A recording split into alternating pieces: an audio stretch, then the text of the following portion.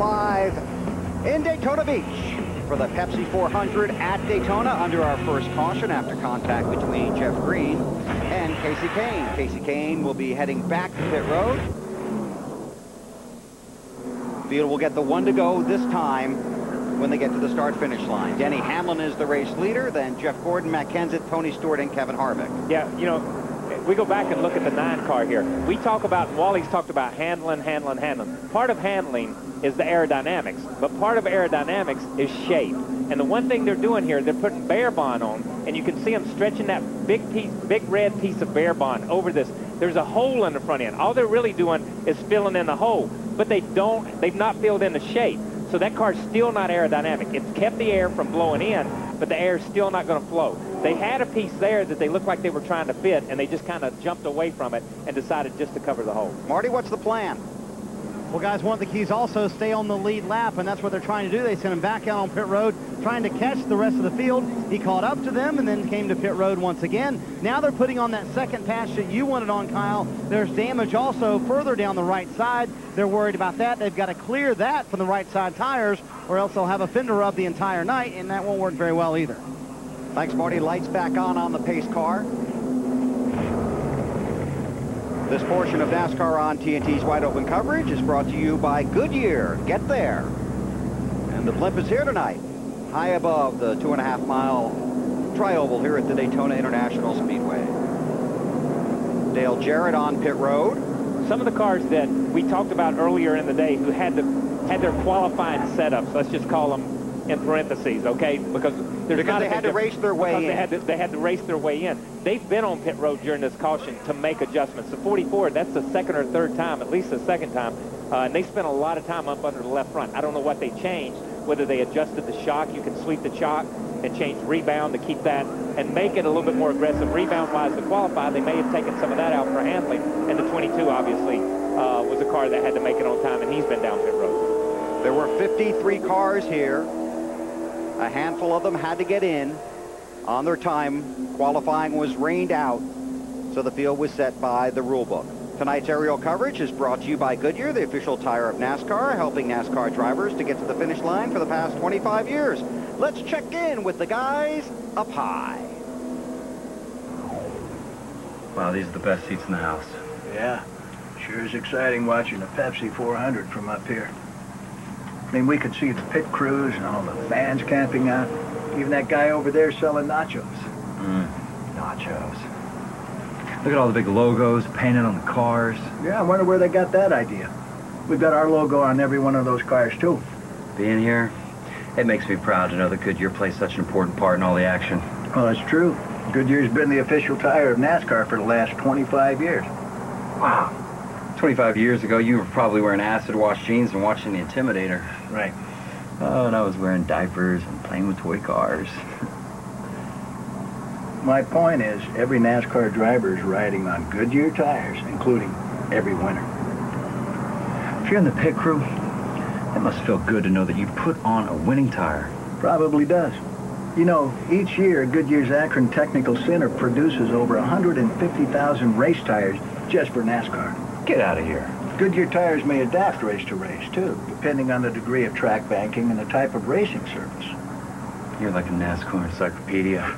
Well, DuPont Kevlar materials have reinforced Goodyear Eagle race tires for years. Well, that's really cool because Kevlar is also found in Goodyear tires featuring silent armor technology. That's right. You know, on any race weekend, a NASCAR team is going to use somewhere between 9 to 14 sets of tires. Believe it. Well, you better believe it, because it's true. No, I can't believe we didn't go visit the nacho guy before we got up here. You want a fruit chew? Oh, they're not the same. Anyway, it's time for us to sign off, so remember, whatever your destination, including Victory Lane, Goodyear tires will help you get there. And from the blimp, you can see the field moving through turn 4. Coming to get to the green this time. They'll complete lap number 8. Denny Hamlin is the race leader. Single file restart, pace car to pit road. It'll take about a lap and a half to get to full speed. And these restarts, always critical. Green flag in the air.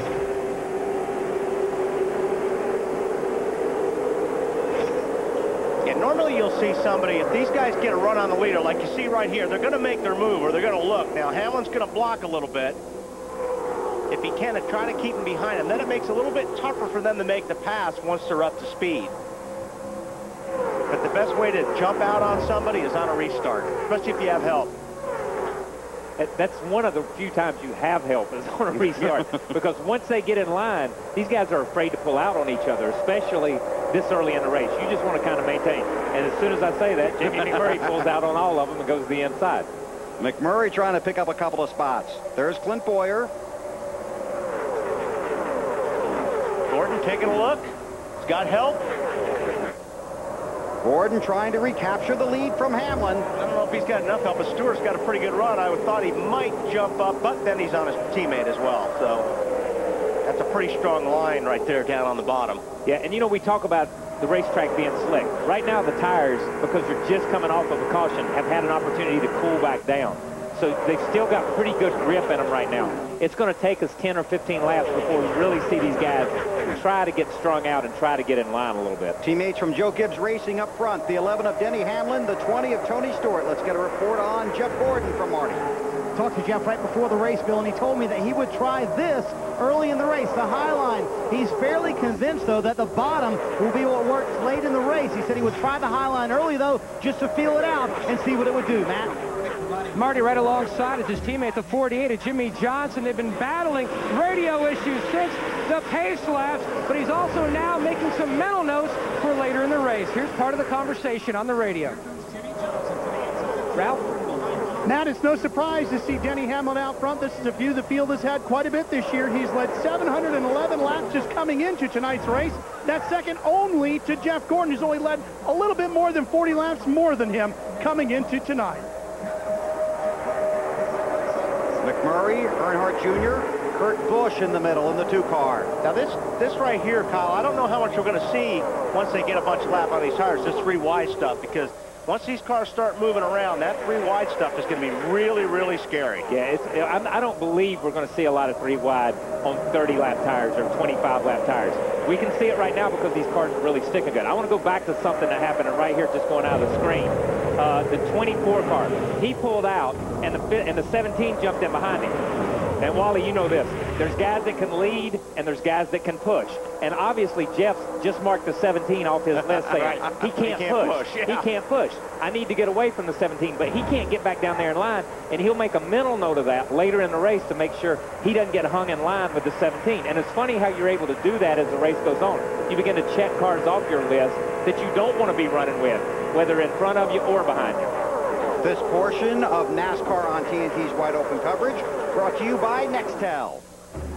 And going back to what Kyle was saying, you could draft, you know, if you've got a Ford, you can draft with a Chevy, and he may not be any good, but the next Chevy may be really, really good. Yeah, I don't know why that is, but it just depends on the car. I don't know why it is. We used to hear people talk all the time. You know, the Chevys, if I get behind them, I just lose my nose. But I'm good behind a Ford, or if I get in front of a Ford will really push me. And it really depends on the engine combination and the gearing that some of these guys have on whether they can push or pull. Some of these guys set up to run up front with the gear-wise so that they can just get strung out and let somebody push them along. But they got to have somebody to push them along, help them push through the air there.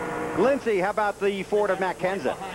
Matt Kenseth right now feels a little bit loose, and you guys, he described it earlier as saying that restrictor plates are maddening to him. He says that it's because he just hates being at the mercy of those cars behind him, just like you guys were talking about. He said, for example, if he has a shot at second or third of the last lap, you pull out, you could end up winning, or you could end up dropping out of the top 10. You're right. I mean, you're digging every lap. I mean, it drives you crazy because you can run side by side, or you try to pass a guy, and you're absolutely right. Listen, you've got to have help to make a pass, and a lot of it sometimes. 15 races for Matt Kenseth at Daytona. His best is a 5th last July. He's led a total of just 58 laps here. He was 27th in February.